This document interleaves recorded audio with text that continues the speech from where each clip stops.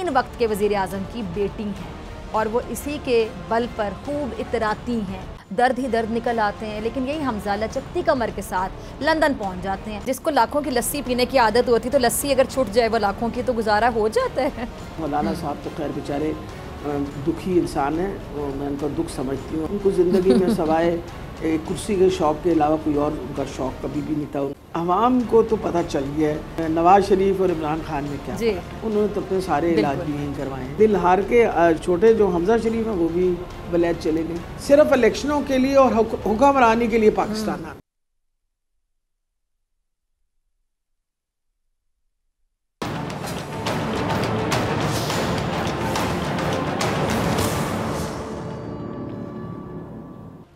अस्सलाम वालेकुम नाज़रीन, प्रोग्राम में खुशामदी। तहरीक इंसाफ का इलेक्शन कमीशन के खिलाफ पुरअमन एहतजाज। तहरीक इंसाफ ने इलेक्शन कमिश्नर के खिलाफ दायर रेफरेंस वापस ले लिया।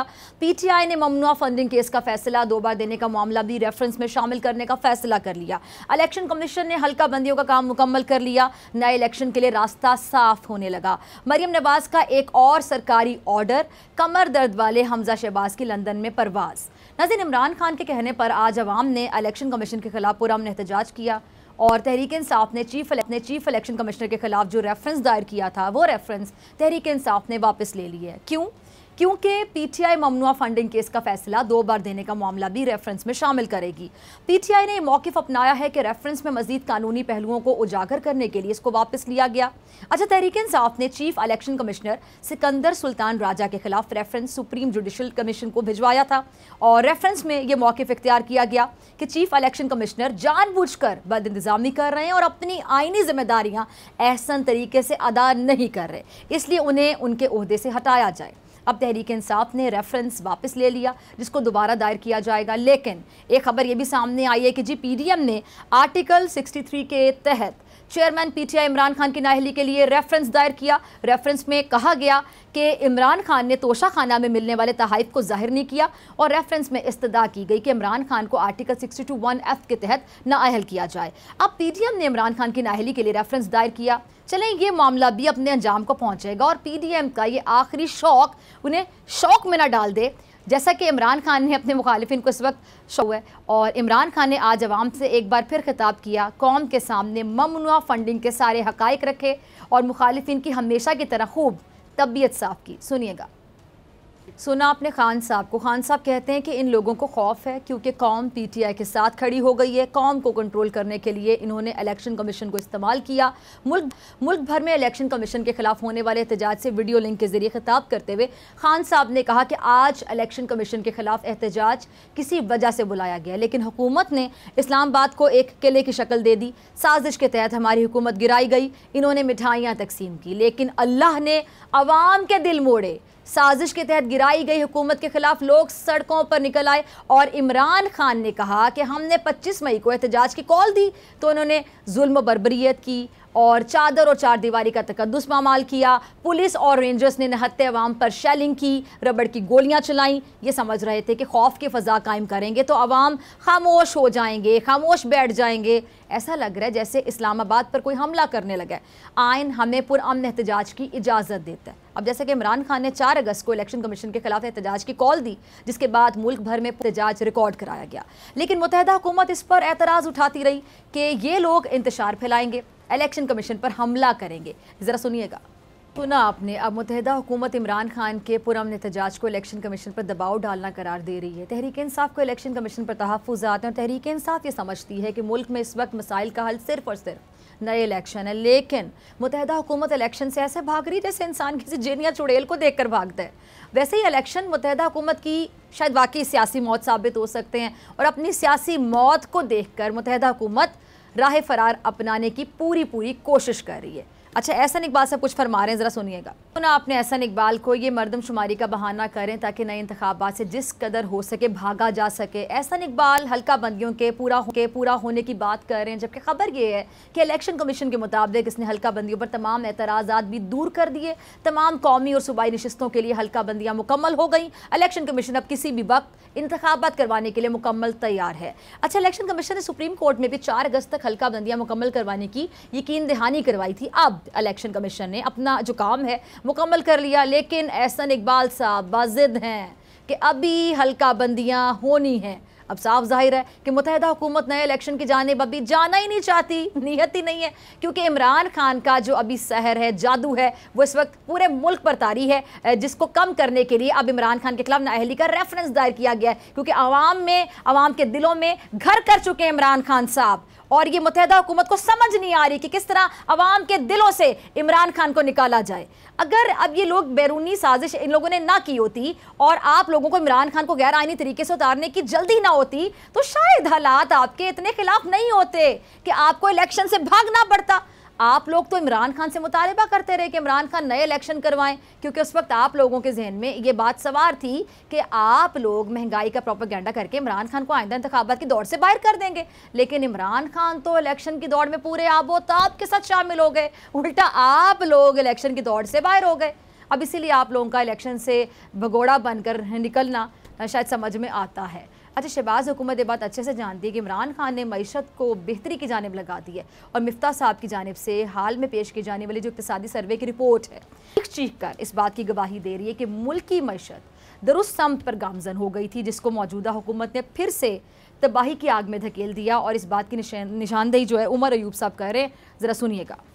सुना आपने जी, अब ये बात कह रहे हैं कि जी मुल्क की जो तबाही है ये हुकूमत किस तरह से कर रही है। अब इस वक्त आलमी सतह पर पेट्रोल की कीमतें मुसलसल कम हो रही हैं, लेकिन मिफ्ता साहब 3 रुपये कुछ पैसे पेट्रोल सस्ता करके अवाम पर तो एहसान जताए जा रहे हैं कि पता नहीं क्या एहसान कर दिया इन्होंने 3 रुपये सस्ता करके। जैसे पता नहीं इन्होंने 3 रुपये कुछ पैसे पेट्रोल कम करके पता नहीं कितने रुपये इसको सस्ता कर दिया है, बहुत बड़ा तीर मार लिया है। अच्छा, मरियम साहिबा के कहने पर मिफ्ता साहब ने शायद बहुत बड़ा तीर मार लिया उनके मुताबिक। अच्छा, मैं नाज़रीन को ज़रा बताऊं, जैसा कि ये कहा जाता है कि जी बच्चे जो हैं वो गैर सियासी होते हैं, वैसे मरियम नवाज़ गैर सरकारी शख्सियत की मालिक हैं, और इनके पास कोई भी, आपको पता है, सियासी ओहदा तो है नहीं, और ना ही इनकी कोई सियासी जिद्दोजहद है, कोई स्ट्रगल नहीं है इनकी। लेकिन इनके क्रेडिट पर सिर्फ एक चीज़ है, वो क्या कि ये 3 वक्त के वज़ीर आज़म की बेटी हैं, और वो इसी के बल पर खूब इतराती हैं। इनके पास कोई सरकारी ओहदा नहीं है, लेकिन ये सरकार के हर काम में मुदाखलत करने को अपना फ़र्ज समझती हैं। इनका सबसे बड़ा काम ही ये है। और कभी ये मीडिया सेल चलाती हुई नज़र आती हैं, और मीडिया सेल के ज़रिए अपने मनपसंद मीडिया हाउसेस को इनामात से भरे टोकरे भेजती हैं। कभी अपने खिलाफ बोलने वाले मीडिया हाउसेस का गला दबाने के ऑर्डर जारी कर रही होती हैं मोहतरमा। फिर यही मरियम साहिबा नून लीग के इजलास को लीड भी करती हैं, PDM के जलसों में शिरकत करती हुई पाई जाती हैं। इंतखाबी मुहिम की बारी अगर आ जाए तो यही मरियम साहिबा जलसों में भी बहुत ज़्यादा आपको मशगूल नज़र आती हैं। अब सवाल ये है कि किस हैसियत में ये सरकारी कामों में हिस्सा लेती हैं। आप ज़मानत पे रिहा हैं और एक सियासी जमात की कमांड अपने हाथ में रखने की कोशिश कर रही हैं। अगर आपने ही सरकारी ऑर्डर देने हैं तो फिर आप ही वज़ीर आज़म क्यों नहीं बन जाती? अब मरियम का जो ताज़ा सरकारी हुक्मनामा है, ज़रा चेक कीजिए। ये मिफ्ता इस्माइल साहब को मुखातिब करते हुए ट्वीट करती हैं, लिखती हैं। ज़रा टीवी स्क्रीन पे चलाइएगा प्रोड्यूसर साहब, ये ट्वीट मरियम क्या लिखती हैं? मिफ्ता भाई बिजली के बिल पर टैक्स वापस लें, ताजिर भाई परेशान हैं और शिकवा कर रहे हैं, उम्मीद है कि आप कोई हल निकालेंगे। अब ये ट्वीट मरियम ने ताजिरों के बिजली के बिल में लगने वाले मखसूस टैक्स से मुताल्लिक की है, और ज़राए के मुताबिक मरियम नवाज़ के कहने पर ये सब काम हो रहा है। अब खबर के मुताबिक हुकूमत ने ताजिरों से बिजली के बिल में फ़िक्स टैक्स वसूली वापस लेने का फ़ैसला कर लिया है, और ताजिरों पर जो बिजली के बिलों में आए टैक्स है वो नहीं लिया जाएगा। यानी मरियम नवाज़ के कहने पर मिफ्ता ने तीर मार ही लिया। वैसे टैक्स तो पहले भी ताजिरों पर नहीं लगना चाहिए था, इसको वापस लेकर हुकूमत ने ताजिरों पर कोई एहसान नहीं किया। लेकिन सवाल वहीं का वहीं खड़ा है कि मरियम नवाज़ सरकारी ऑर्डर देने वाली होती कौन है? मरियम जिस तरह सरकारी कामों में मुदाखलत कर रही हैं, इससे भी साफ वाज़ेह हो गया है कि नून में से शीन निकलने वाली बातें सच्ची हैं, क्योंकि मरियम तो अपने चचा की किसी बात को खाते में लाने को तैयार नहीं है, या फिर वो शहबाज शरीफ को वज़ीर आज़म ही नहीं समझती। शायद मरियम नवाज़ खुद वज़ीर आज़म बनने के ख्वाब देख रही हैं, लेकिन ये मुँह और मसूर की दाल।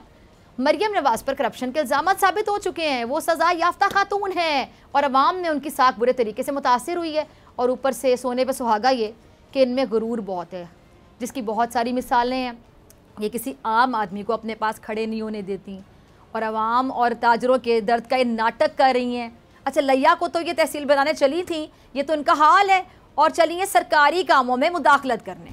शायद शहबाज शरीफ ने कई बार मरियम नवाज़ साहिबा को समझाने की कोशिश की होगी कि बेटा बड़े के काम बड़ों को करने दें, लेकिन मरियम साहिबा लगता है कि अपने आगे सबको छोटा समझती हैं और सिर्फ अपने आप को बड़ा समझती हैं। और फिर इसलिए जब शहबाज शरीफ मरियम को कहते हैं कि this is none of your business, तो ये बुरा मान जाती हैं, जलसों में जानते बूझे पर तनकीद करना शुरू कर देती हैं। यानी मरियम नवाज शहबाज शरीफ के लिए खुद मुश्किलात पैदा कर रही हैं।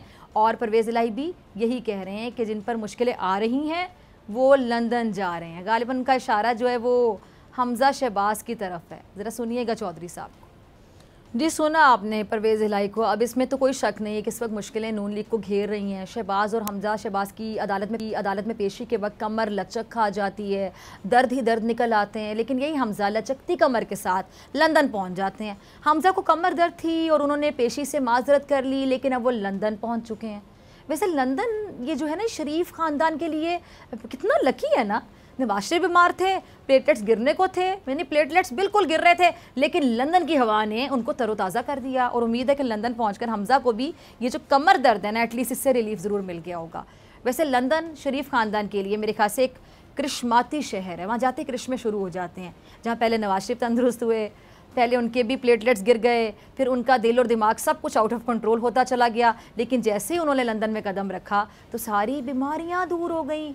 अच्छा, शहबाज शरीफ भी कमर दर्द का बहाना बनाकर ज़रूरत के वक्त लंदन चले जाते हैं, और अब हमज़ा भी कमर में दर्द होने की वजह से लंदन चले गए हैं। अच्छा, खबर ये है कि जी से वो मिलने गए हैं।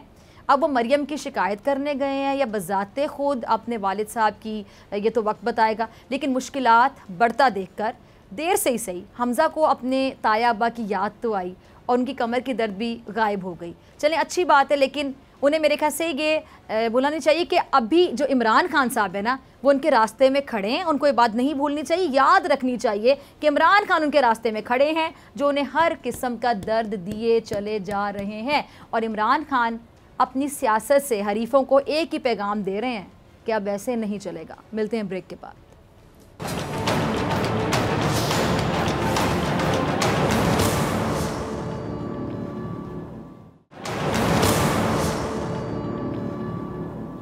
वेलकम बैक नाज़रीन। तहरीक इंसाफ और इलेक्शन कमीशन के दरमियान बढ़ती कशीदगी। तहरीक इंसाफ इलेक्शन कमीशन के खिलाफ सरापा एहतजाज। तहरीक इंसाफ ने चीफ इलेक्शन कमिश्नर के खिलाफ रेफरेंस सुप्रीम जुडिशल कमीशन को भिजवाया, फिर रेफरेंस वापस ले लिया। वजह क्या बनी, इस और दीगर मामले पर बात करने के लिए मेरे साथ मौजूद हैं तहरीक इंसाफ की सीनियर रहनुमा डॉक्टर यास्मीन राशिद साहिबा। डॉक्टर साहब, बहुत शुक्रिया वक्त देने के लिए। डॉक्टर साहब, तहरीक इंसाफ ने चीफ इलेक्शन कमिश्नर के खिलाफ जो रेफरेंस सुप्रीम जुडिशल कमीशन को भिजवाया, फिर रेफरेंस वापस ले लिया, इसकी वजूहत क्या है? देखिए, मेरा ख्याल है उसका तो बेटा जवाब आपको फवाद बेहतर देंगे।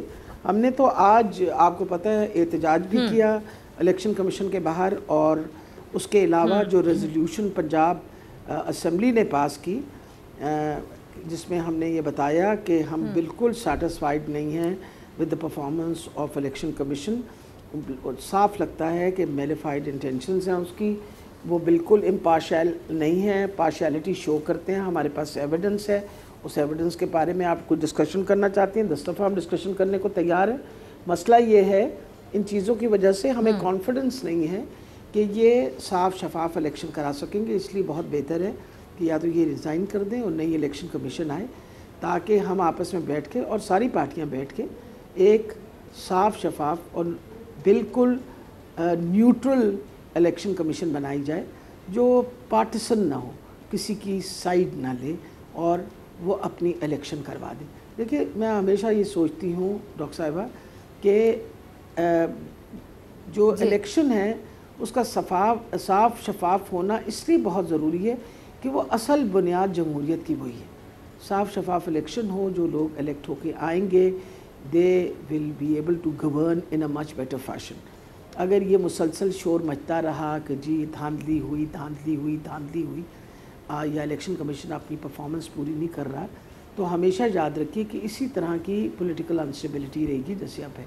अब आप बताइए कि जो कराची में लोकल गवर्नमेंट की इलेक्शंस में हुआ, कोई इलेक्शन कमीशन के पास जवाज़ है कि वो रहें उसके बाद?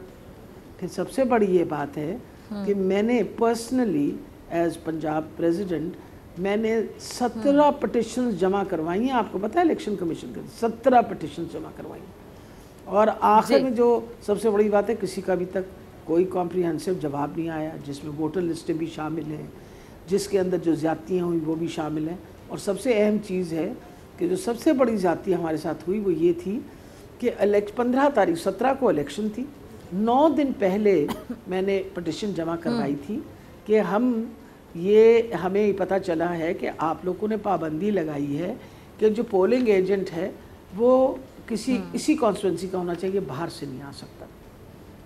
इस बेसिस पे लेकिन आपका लॉ और रूल जो है वो शो करता है, 2017 का जो इलेक्टोरल रूल्स हैं वो शो करते हैं कि ऐसी कोई पाबंदी नहीं है।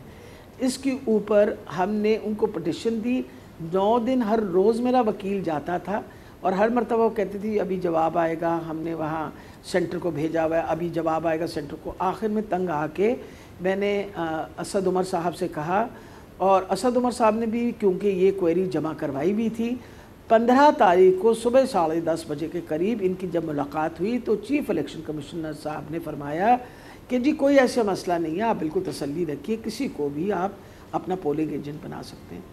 शाम के वक्त जो return, that was a verbal commitment, शाम को जब रिटर्न ऑर्डर आया तो उसमें लिखा था कि नहीं, आप उसी कॉन्स्टिट्यूंसी का बंदा जो होगा वही आपका पोलिंग एजेंट बनेगा और कोई नहीं।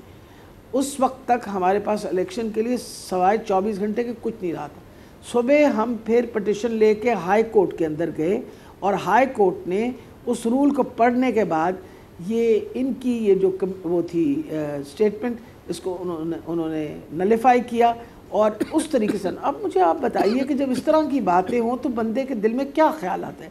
ये कोई हमने कोई सुकरात बुकरात वाली बातें की थी या कोई रॉकेट साइंस थी जिसके बारे में पूछे? भाई एक लॉ है, एक रूल है, और अगर आपका लॉ या रूल जो है that is not clear, then it is your duty to ensure that it says when the law is silent, agar law is silent on something, then you are not in a position to give such comments on it until and unless you form proper rules. Doctor साहब की जो मुत्तहिदा हुकूमत है, ये जो मुत्तहिदा हुकूमत अब 6 के खिलाफ नाअहली का रेफरेंस दायर करने का फैसला कर चुकी है और जो दीगर रहनुमा है उन पर भी मुकदमात बनाने की इतलात हैं, अब ऐसे में पंजाब हुकूमत क्या इकदाम करेगी? मेरा ख्याल है जी, वैसे ये आपको पता है बेचारी जो PDMA जो है उसकी नाकामी के बाद और जो उन बेचारों के हालात हुए, ख़ास तौर पे जो ज़िमनी इलेक्शन के अंदर इन्होंने हार उठाई और उनको पता चला कि पाकिस्तान की आवाम ने इनको बिल्कुल रद्द कर दिया है और ये बिल्कुल इंटरेस्टेड नहीं है कि भाई आप दोबारा आएँ किसी चीज़ के लिए भी। लोटे करके इनके हशर कर दिया इन्होंने। बहुत सारे लोग तो बेचारे अपने इलेक्शन वोट, इस सारी चीज़ के बाद ये वजह से कहते हैं ना, खसियानी बिल्ली खंबा नोचे। मतलब आप किस चीज़ के ऊपर खान साहब को, किस चीज़ के ऊपर आप उनको डिस्क्वालीफाई करना चाह रहे हैं? आप सारे के सारे सारा पैसा पाकिस्तान से लेके बाहर चले गए, सारी दुनिया को इस बारे में पता, सब नैब के पास एविडेंस। आपके वो जो क्या कहते हैं क्या नाम है उनका, इसाक डार साहब, उन्होंने बाकायदा एफिडेविट लिखा किस तरह मनी लॉन्ड्रिंग हुई। ये जिन पैसों की ये बात कर रहे हैं उसके ऊपर एक नोटिस दिया है इलेक्शन कमीशन ने, we are in a position to explain every account. तो ये करते रहे, इनका ये शोर, इनकी दिली ख्वाहिश तो यही है, क्योंकि इनकी सियासत तो बहुत हद तक ख़त्म हो चुकी है। अच्छा डॉक्टर साहब, इसी हवाले से ना ये जो ठीक है, इस फैसले के बाद से मैंने कहा बाकी नून लीग की सियासत जो है वो जरदारी साहब ने मुकम्मल कर दी जी। अच्छा डॉक्टर साहब, ये जो इलेक्शन कमीशन का फैसला है, इसके बाद से हुकूमत ने एक और बड़ी प्लानिंग की हुई है, ममनुआ फंडिंग केस की जो मज़ीद तहकीकात हैं वो अब FIA से करवाने का फैसला की है। इस हवाले से क्या कहेंगे आप? हमें कोई किस चीज़ की, मुझे ये समझ नहीं आ रही किस चीज़ का खौफ या ख़तरा है हमें। आप बताइए कि सारी दुनिया में पॉलिटिकल पार्टीज़ जो है वो फंड रेजिंग करती हैं, और ये जिस तरह के इल्ज़ामात लगा रहे हैं आपके सामने, लोगों ने उसको ऑलरेडी कॉन्ट्रडिक्ट करना शुरू किया। खातून ने कहा कि भाई मेरा नाम आपने किस लिए, मैं पाकिस्तानी हूँ, मैं नहीं दे सकती फ़ंड। वैसे तो आप रोना पिटना डालते हैं कि वो रेमिटेंसेस जो हैं वो बहुत इंपॉर्टेंट हैं, बाहर के एक्सपेट्रिएट पाकिस्तानी की रेमिटेंसेस आएंगे, हमारे डॉलर की वो क्या कहते हैं फॉरेक्स बढ़ेगा, फॉरेक्स रिजर्व बढ़ेगा, और ये होगा और वो होगा। अब अगर वो किसी पॉलिटिकल एक्टिविटी के अंदर शामूलियत करने की वजह से वो चाहते हैं कि भाई हम भी फंड रेजिंग करके किसी पार्टी को सपोर्ट करें, तो उसमें क्या गुनाह किया उन्होंने? और ये जो कंपनियों के नाम ले रहे हैं, जो छुपे हुए अकाउंट हैं, मैं आपको एक बात बता दूं, देखिए हमेशा याद रखिए कि एक पॉलिटिकल पार्टी जो है वो ऐसे कोई काम नहीं करती, वो ये they are working on accounting rules and regulation.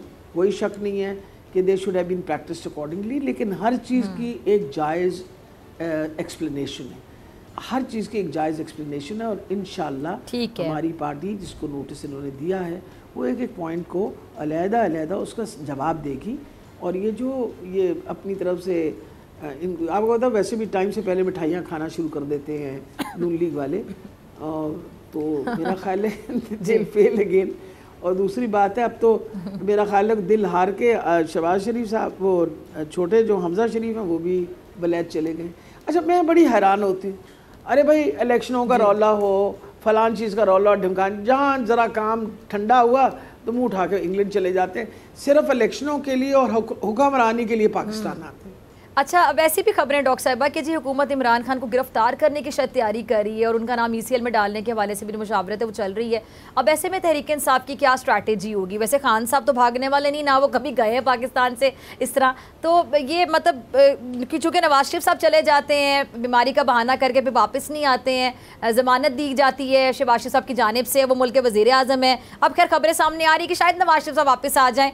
लीगी रहनुमा अक्सर TV पर कहते हैं कि इतने हफ्ते बाद आ रहे हैं, उतने हफ्ते बाद आ रहे हैं, पता नहीं वो आते हैं कि नहीं आते हैं। ये सवाल आपसे भी आज तक पूछा जाता है डॉक्टर साहिबा कि आपके होते हुए गए थे यहाँ से, तो उनके भी वापस आने की कुछ इत्तलात है, और इमरान खान साहब को क्या अपने जैसा समझ रहे हैं नवाज शरीफ साहब कि वो भी चले जाएंगे?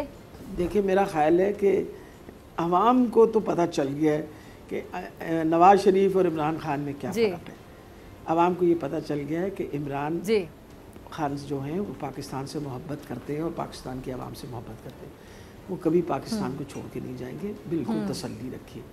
उन्होंने तो अपने सारे इलाज भी यहीं करवाए हैं, कभी कभी तबीयत ख़राब हुई तो he looked had himself looked after him, he is proud of being a Pakistani. ये हमारे इनकी तरह तो नहीं है ना कि खांसी भी होती है तो दौड़ लगाते हैं और वहाँ इंग्लैंड जाके वो अपना इलाज करवाते हैं। और जहाँ तक नवाज शरीफ साहब का ताल्लुक़ है, मैं बताऊँ, जब तो हमारे पास अस्पताल में थे, इमरान ने मुकम्मल इलाज किया, इनसे पूछा, और जो टेस्टों का बहाना करके ये बाहर गए हैं, इनको हमने कहा कि आप यहाँ टेस्ट करवा लीजिए, दिस टेस्ट अवेलेबल है। तो उन्होंने आगे से फरमाया कि जी मैं कॉन्फिडेंट हूँ अपने मुआलिज में जो वहाँ हैं, यानी पाकिस्तान के डॉक्टरों के ऊपर उनको कोई कंफर्ट नहीं। अब ऐसी चीज़ें सुनते हुए हमारे तो कान भी दुख गए। अरे सॉरी, मैं आपकी बात काट रही हूँ डॉक्टर साहिबा, फिर पता नहीं किस इतनी डिटाई के साथ, इतने कॉन्फिडेंस के साथ कि जी हमने तो पंजाब को पेरिस बना दिया। अब पेरिस में एक ऐसा हॉस्पिटल तो होना चाहिए था ना जहाँ पे एक ऐसा डॉक्टर होता, एटलीस्ट एक ही डॉक्टर होता जिसपे इन लोगों को एतमाद होता कि इससे हम इलाज करवा लेंगे।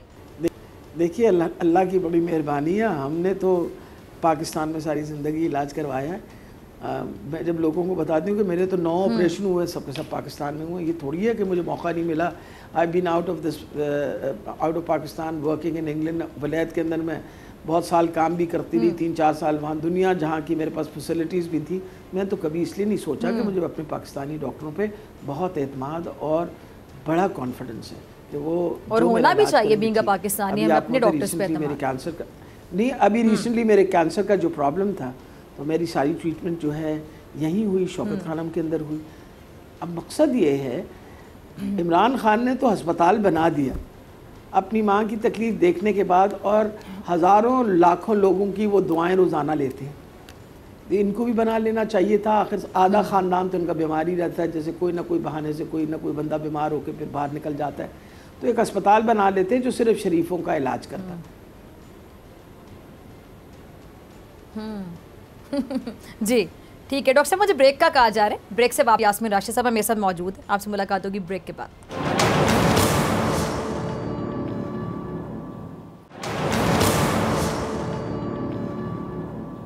वेलकम बैक नाज़रीन, डॉक्टर यास्मीन राशिद साहब मेरे साथ मौजूद है। अच्छा डॉक्टर साहब, आपकी तरफ आना चाहूँगी, तहरीक इंसाफ का जो ममनुआ फंडिंग का फैसला है, इसके बाद अब दीगर जमातों के हवाले से भी फैसला जल्द दिया जाए, इस हवाले से जो PTI है वो क्या इकदाम करेगी?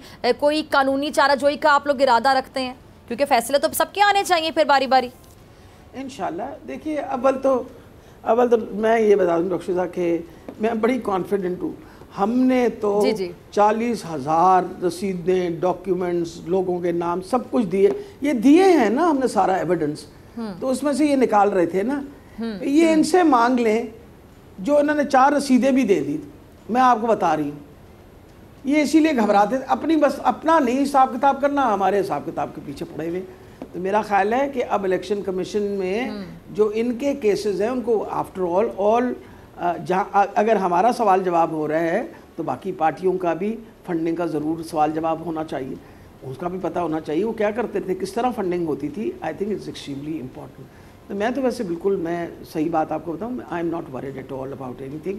वजह ये है कि मिला कुछ और नहीं इमरान खान के ख़िलाफ़, तो ये जो है इस चीज़ के पीछे पड़ गए। और जहाँ तक वो अकबर साहब है, अफसोस से कहना पड़ता है, उनका तो सिर्फ और सिर्फ ईगो का मसला है जिसके ऊपर वो ये मुसलसल अपना बाजा बजाते रहे। He knows that there is nothing, वो वाली making a mountain out of a molehill. अच्छा, आपने उनका जिक्र किया, मैं उन्हीं के हवाले से पूछना चाहती हूँ डॉक्टर साहब, आप ये जो फैसला आया है, इस फैसले के बाद वाकई जो अकबर एस बाबर साहब हैं वो कहाँ खड़े दिखाई दे रहे हैं आपको? जहाँ बेचारे पहले खड़े थे वैसे ही खड़े हैं। मैं क्या कह सकती हूँ उनके बारे में, वो तो उनसे पूछिए ना, आप वो कहाँ खड़े हुए। जी जी जी, चले मौलाना फजल रहमान साहब के हवाले से बात करना चाहूँ। जी जी हाँ ठीक है। अच्छा मौलाना साहब, आपको पता है कभी कभी बहुत एक्टिव हो जाते हैं, बयाना दे रहे होते हैं, और कभी कभी शायद मायूस हो जाते हैं कि पता नहीं क्या क्या बनना चाहते थे मौलाना साहब, लेकिन कुछ भी उनके हाथ नहीं आता है तो फिर वो गायब हो जाते हैं अक्सर मीडिया से। तो आजकल मौलाना साहब बड़ा एक्टिव हुए हैं, तो मौलाना साहब कह रहे हैं कि जी अगर पाकिस्तान तहरीक इंसाफ से हुकूमत ना ली जाती तो आज मुल्क टुकड़े टुकड़े हो जाता। तो अभी ये जो मुत्तहदा हुकूमत है इन्होंने क्या हालत कर दी, इनको नज़र नहीं आ रही मुल्क की मईशत का हाल क्या है, आपके सामने है। महंगाई के ख़िलाफ़ ये जहाद करने निकले थे, जब PDM बना था तो महंगाई तो इमरान खान साहब की हुकूमत जाने के बाद मज़ीद हो गई। अवाम चीख रहे हैं, चिल्ला रहे हैं, अवाम चाह रहे हैं हम इंतखाबात जल्द हो जाएं, अपना इनको कुछ नज़र नहीं आ रहा, अभी भी तनकीद किए चले जा रहे हैं पाकिस्तान तहरीक इंसाफ पे। देखिए मेरा ख्याल है, पहले तो सबसे पहले देखिए ना, आप देखिए इनकी हुकूमत में डॉलर कहाँ से कहाँ चला गया ना। जब आपकी पॉलिटिकल स्टेबिलिटी ज़रा से भी आएगी, पेट्रोल देख लें, स्टेबिलिटी आनी शुरू हो जाती है। आज नहीं, मैं पूछ रही हूँ, सब चले गए ना ऊपर, अभी कुछ चंद दिनों से पंजाब की हुकूमत दोबारा आ गई है ना। So what you need to understand कि how things very economically when there is political unstability and when there is political stability. फ़र्क कितना, 256 रुपये पे चला गया था, अभी आज 223 रुपये पे। मेरा ख्याल है सबसे इम्पोर्टेंट चीज़ समझनी चाहिए, मौलाना साहब तो खैर बेचारे दुखी इंसान हैं, मैं उनका दुख समझती हूँ और जानती हूँ। उनको ज़िंदगी में सवाए एक कुर्सी के शौक़ के अलावा कोई और उनका शौक़ कभी भी नहीं था। उनको एक कुर्सी चाहिए थी, एक गाड़ी चाहिए होती थी, और आजकल तो फ्रस्ट्रेटेड है, बहुत ज़्यादा गुस्सा निकाल रहे हैं, लवाज़मात चाहिए होती थी। तो अब वो बेचारों को इस मरतबे ये सारा कुछ नहीं मिला तो वो दुखी हैं, उनका दुख हम समझते हैं। तो बेचारे शोर मचाते रहे। अच्छा लाइटर नोट पे एक सवाल पूछूं डॉक्टर साहब आपसे, के अंदर आप डॉक्टर साहिबा हैं, ज़रा बताइएगा डॉक्टर साहिबा, जिसको लाखों की लस्सी पीने की आदत होती है तो लस्सी अगर छूट जाए वो लाखों की, तो गुजारा हो जाता है?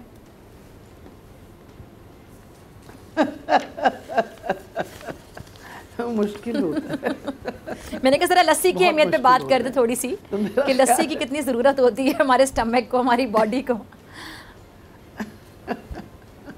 और लाखों की। मेरा ख्याल देखिए बात सारी ये है, ये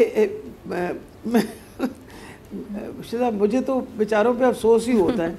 देखिए उनकी ज़िंदगी के अंदर इसके अलावा कोई और एक्टिविटी है? मैं वैसे पूछ रही क्या और एक्टिविटी है? या तो ये है कि जी, तो सवाल ये है कि उन्होंने बहुत सारे गलत काम किए ज़िंदगी के अंदर। उनका नाम डीजल से माशाल्लाह बुलाया जाता है, और सबको पता है कि उनका नाम डीजल से क्यों बुलाया जाता है। तो इज़्ज़त अफजाई तो वैसी उनकी बहुत ज़्यादा है, और फिर उनके बेचारों के पास और कोई और काम नहीं। मैं तो ये सोचती हूँ कि कितनी मजबूर ज़िंदगी है उनकी, कि कुछ और भी नहीं कर सकते, और सियासत में भी जगह नहीं रही, तो वो बेचारों का तो कोई आइडेंटिटी नहीं रही ना। तो इसलिए उनकी मार पीट और ये जो धोना है वो बिल्कुल जायज़ है। मैंने आपको बताया, मैं actually feel sorry for the poor man. बेचारे आजकल बेरोज़गार हैं और नौकरी के बगैर। अच्छा, और हमेशा इस्तेमाल हो जाते हैं लोगों के हाथों। कौन इस्तेमाल हो जाते हैं? मौलाना साहब, मतलब आगे लगा दिया जाता है इनको और फिर एंड में कुछ भी नहीं मिलता। तो वो बेचारे मौलाना साहब एफर्ट कर रहे हैं ना कि किसी तरह मुझे कोई नौकरी मिल जाए, कोई मुलाजमत मिल जाए, दोबारा मैं किसी काम लग जाऊं। लेकिन वो सदर ममलिकत बनना चाहते थे लेकिन नहीं बन सके। ठंडे ही हैं जी। तो बिल्कुल वो तो देखिए ना, वो ख्वाहिश धरी की धरी, वो कहते हैं ख्वाहिशें इतनी कि हर ख्वाहिश पे दम निकले। तो मसला ये है कि वो तो फिर अल्लाह के काम है ना, अल्लाह ने किसको इज्जत देनी और किसको जिल्लत देनी, इसमें तो हम तो कुछ इंटरफेयर नहीं कर सकते ना। बेशक। ठीक है डॉक्टर साहिबा, बहुत शुक्रिया आपके वक्त के लिए। और नाज़रीन मुझे दीजिए इजाज़त, आपसे मुलाकात होगी इंशाल्लाह कल सेम टाइम सेम चैनल। अगर ज़िंदगी ने वफ़ा की, दुआओं में याद रखिएगा, अपना बहुत ख्याल रखिएगा। और जाने से पहले देखिए हमारा सेगमेंट ये चीज़, अल्लाह ने के बाद।